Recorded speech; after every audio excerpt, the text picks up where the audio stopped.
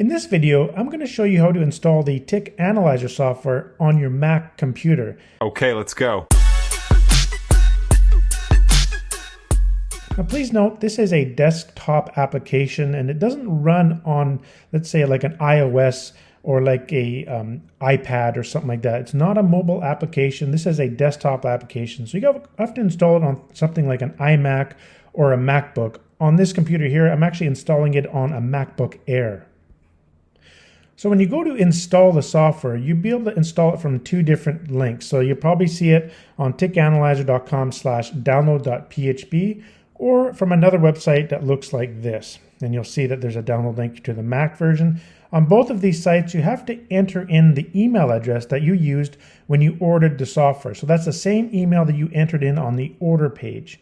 So once you do that, you put your email into here and you click the Get Download Links. And once you just scroll down a little bit, you're going to see the Mac download option. So let's go ahead and click that. Now you're going to see a little window pop up where you have to watch a video, but underneath that you'll see click here to download.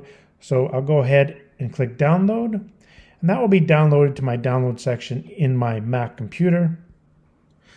Now I downloaded that using the Chrome web browser. You can also do it in Safari. So I just put it in my downloads folder, and you'll see here that we downloaded a .zip file. A .zip file is a compressed file, and inside of it is the setup file.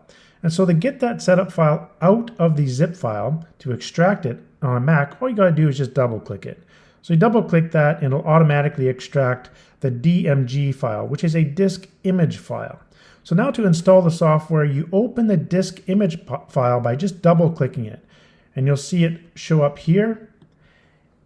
And you'll see this little kind of hard drive thing looking like on your desktop. So now what we want to do is the actual software applications inside of this disk image file. So now we got to get the application out of the disk image file.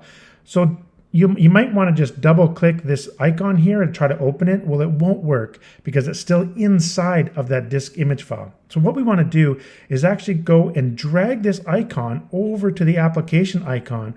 Or if you prefer, you can drag this icon outside of the disk image window onto the desktop if you'd like. But I'm just going to go ahead and just get this and just drag it on over to the application folder. And now it's in my applications folder.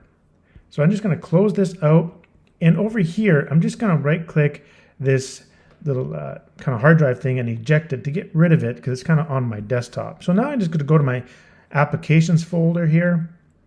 And let's go down and find the software. And there it is, Tik Analyzer. So we click on this.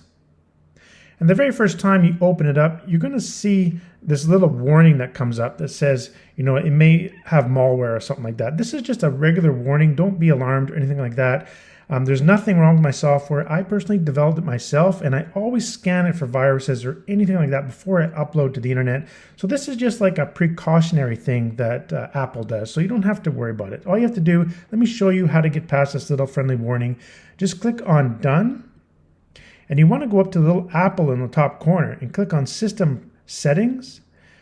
Now, depending on what Mac version you have, this might be a little bit different looking, but it's still the same procedure. So what you want to look for is the privacy and security section. So if it's here in this particular Mac OS version, or you might see little icons somewhere, but you look for this and you click on it, and then you kind of scroll down and you're going to see a little note here that says Tik Analyzer was blocked.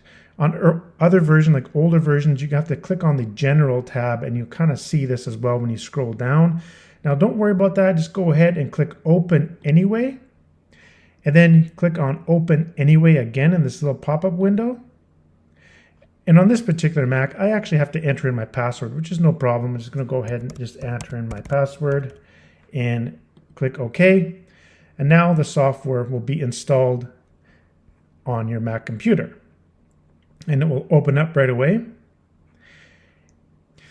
Now, when you first open the software for the very first time, it will ask you to enter in your email address that you used to purchase the software. So that's the email address that you entered into the order page when you bought.